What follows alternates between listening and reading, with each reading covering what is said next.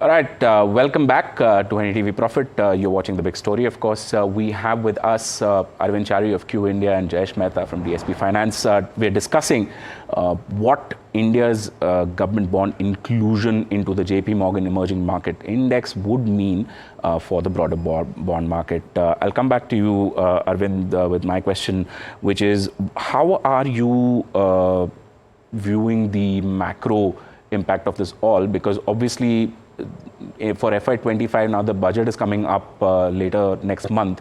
How does this feature, or the funds that are flowing in, how does this feature into broader fiscal planning, monetary planning? Yeah. So if you look at flows, I think about since the bond index inclusion was announced, about 10 or 13 billion dollars of flows have come into the Indian government bond markets, predominantly in the fully accessible route, securities which are in the fully accessible route. But what Jayesh Bhai alluded is true in the sense that from a net demand supply perspective, I expect every single dollar that a foreign comes in the bond market, the RBI is most likely going to sterilize it, which means they'll sterilize it and add liquidity back in the market. So typically, if you look at demand supply, from the sources of supply we know is government supplying new bonds, and the demand sources are banks, PSU banks, and insurance companies, provident funds.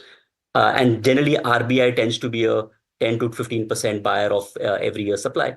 So whatever the foreign investors buy and the RBI sterilizes and adds liquidity, we don't, that demand from the RBI will actually go off. So then in terms of net basis, there is no major change in terms of demand for the bonds. There will be some lead lags on when the foreign investors buy and as they buy in bunch, and when the RBI reacts to it.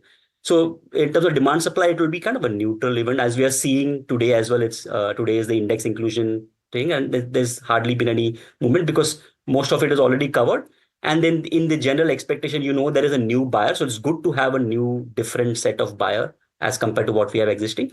But net demand supply would not change very dramatically. In fact, if there is more flows, if we get added and if more investors invest, you might actually see RBI doing OMO sales, as we call it, to selling government bonds to be able to manage the liquidity situation.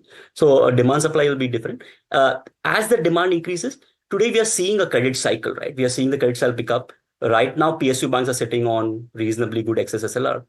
So even if they sell bonds to give credit, there is a new buyer and there is incremental demand coming up.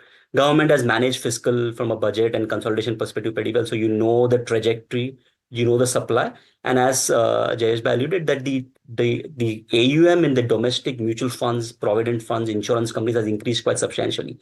So demand supply still seems to be a bit more positive.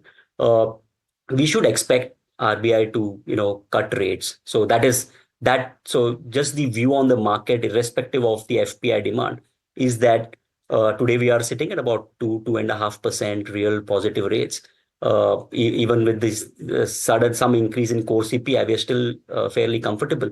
And if the government, and the RBI thinks about boosting GDP growth a bit more, there is a scope for eventually about a 50 basis points or 70 basis point rate cuts by the RBI. So that will also play from a purely from a bond yields perspective. Yeah. But from a net demand supply perspective, the FPI buying is kind of neutral to the overall demand supply arithmetic.